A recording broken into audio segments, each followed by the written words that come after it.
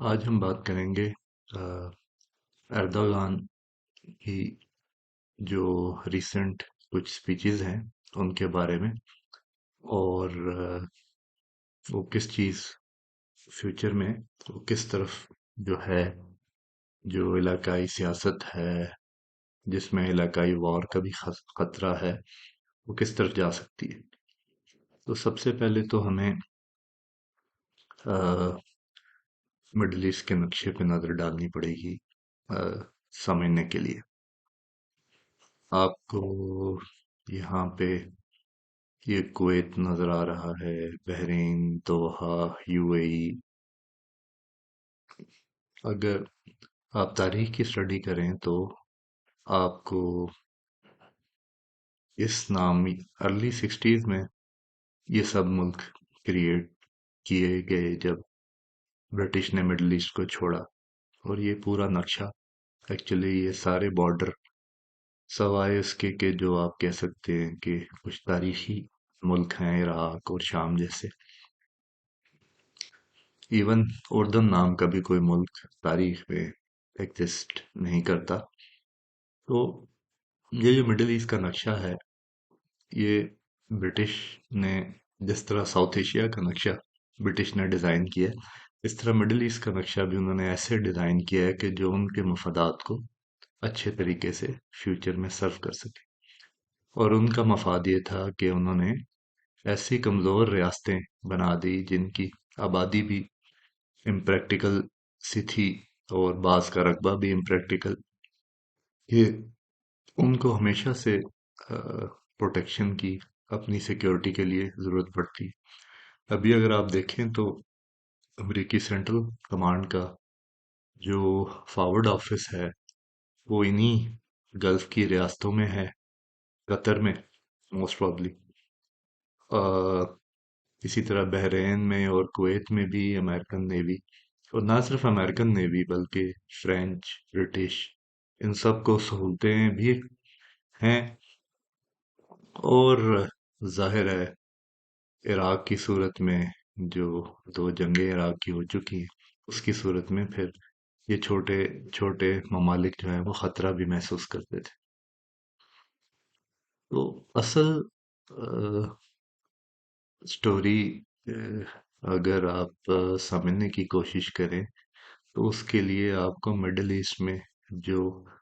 عرب اور ترکوں کے تعلقات ہیں ہسٹوریکلی بھی، اس کو تھوڑا سمجھنا پڑے گا۔ اس ٹائم پہ شام کے ایک بڑے علاقے پہ فارن فورسز موجود ہیں، جو میں آپ کو ایک دوسرے نقشے میں دکھاتا ہوں۔ یہ سبز کا علاقہ، اس کو ریبل ہیلڈ کہا جا رہا ہے، جو ریڈ ہے یہ گورنمنٹ ہیلڈ ہے، اور یہ جو یلو کلر میں ہے یہ کرڈش جو پی کے پارٹی ہے، یا اس سے ملتی جلتی وائی پی جی بھی ان کی ایک پارٹی ہے،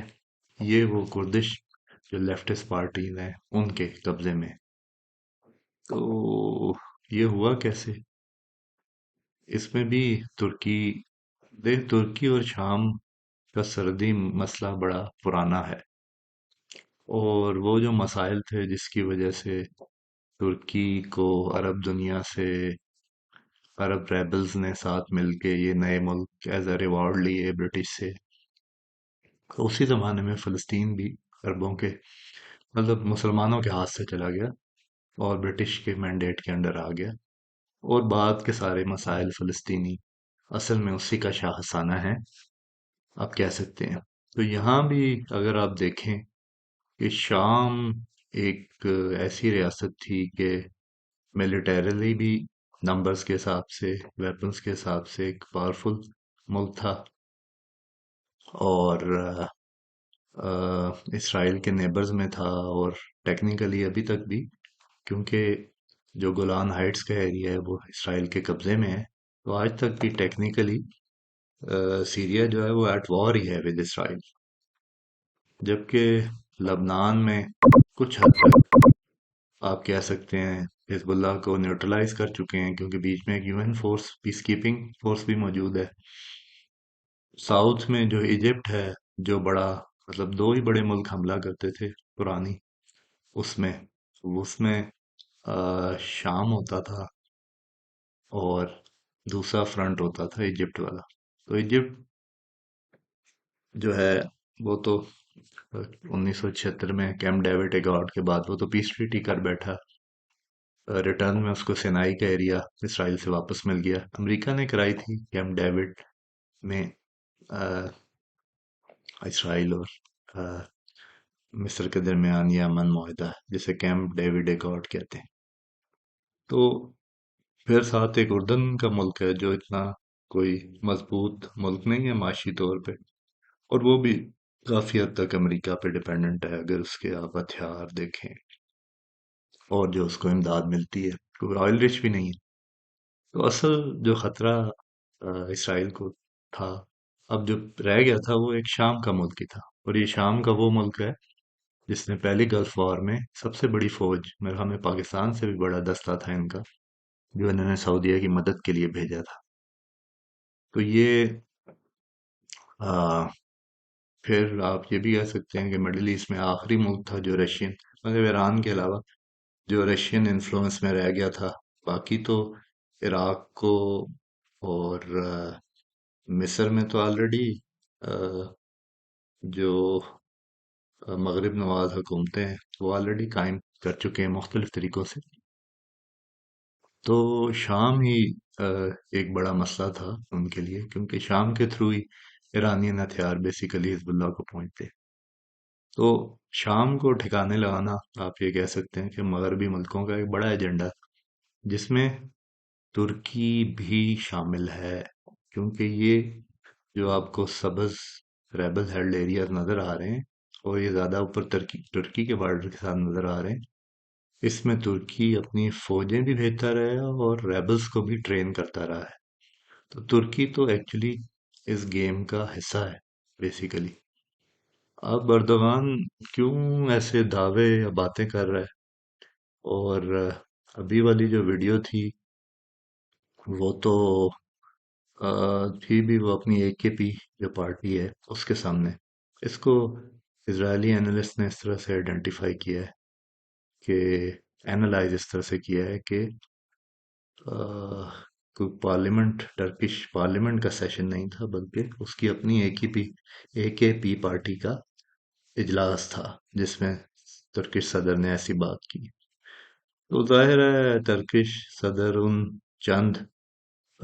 آپ کہہ لیں مڈل ایسٹ کی حکومتوں میں سے ہے جو الیکٹڈ ہے، تو ظاہر ہے اسے اپنے ووٹ بینک کا بھی، کیونکہ ترکی میں ظاہر ہے ایک اسلامسٹ ووٹ موجود ہے بڑا، جس کی وجہ سے وہ پریزیڈنٹ بنتا ہے، اور اس کو کیٹر فار کرنے کے لیے شاید وہ ایسی باتیں کر رہا ہے، کیونکہ اوور دا، اگر آپ بگ اسکیم آف تھنگ دیکھیں تو ترکی نیٹو کا حصہ ہے، نیٹو کی سب سے بڑی فوج ہے، امریکہ سے تھوڑا ہی، امریکن آرمی سے تھوڑا سی ڈفرینس ہے ٹرکش آرمی کی اسٹرینتھ کا۔ تو ترکی تو نیٹو میں آلریڈی ہے، اور ای یو میں شامل ہونا چاہتا ہے۔ اب اس سے زیادہ میرے خیال سے اردوغان جو ہے، لیکن بہرحال باقی مسلم لیڈرز کو کیا کہیں گے، زیادہ تر تو ان میں بادشاہ اور ڈکٹیٹرز ہی ہیں، کہ وہ تو خیر اس قابل بھی نہیں ہے کہ وہ ایسی کوئی سٹیٹمنٹ دے سکیں جو اردوغان دے رہا ہے۔ لیکن بہرحال اسکیم آف تھنگز میں یہ ہے کہ پریشر سارا کا سارا فلسطینیوں کی طرف ہی آنا ہے، اسرائیل پہ کوئی پریشر نہ ڈالنا چاہتا ہے، نہ ڈالے گا، مسلمانوں سمیت، لیڈر سمیت۔ تو یہ ہے سچویشن آن دا گراؤنڈ۔ باقی آگے دیکھیں کہ اصل میں تو ویسٹرن ملک یہی چاہیں گے کہ وار پھیلے نہ، اور ابھی تک تو حزب اللہ نے بھی کوئی میجر ایسکلیشن نہیں کی، اور اسرائیل کو صرف ڈر یہی ہے کہ حزب اللہ کی سائڈ کا بارڈر بھی اگر ایکٹیو ہو جاتا ہے تو ان کو فوج وہاں بھی ڈائیورٹ کرنی پڑے گی. لیکن اب یہ اس پہ ڈیپینڈ کرتا ہے کہ ایران کتنا سیریس ہے. ابھی ریسنٹلی ایران کی جو فوجی ایک بیس شام میں تھی، اس کو امریکن نے ٹارگٹ کیا ہے. اب یہ کلیئر نہیں ہے بائی سی کیا ہے یا بائی ایئر، کیونکہ ان کے F-15 کا پہلا بیچ جو ہے وہ اردن آلریڈی پہنچ گیا ہے رپورٹس کے مطابق. تو باقی اسرائیل نے جو ہاسٹیجز ہیں ان کی نمبرز کو اپڈیٹ کیا ہے کہ ابھی 229 ہے، 229. کیونکہ پہلے فگر اسرائیل کی تقریباً 200 تھی، پھر حماس نے کوئی 250 کی فگر دی تھی. اب اسرائیل نے لگتا ہے فگر کو ریکنسائل کر لیا اور اب کوئی 229 لوگوں کی فگر ہے اس ٹائم پہ.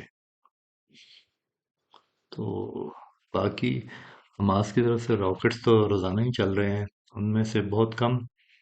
جو ہیں وہ ایکچولی کوئی ڈیمیج کریٹ کر رہے ہیں، لیکن یہ کہ اتنی تعداد میں فائر ہو رہے ہیں کہ آئرن ڈوم 100% گرا نہیں سک رہا. ویسے تو ان کا اپنا کلیم بھی جو ہے وہ 90% کا ہی ہے، اس سے زیادہ وہ کلیم نہیں کرتے. تو ابھی آج کے دن تک اتنا ہی. آئندہ کسی اور امپورٹنٹ اپڈیٹ کے ساتھ حاضر ہوں گا. Take care, bye.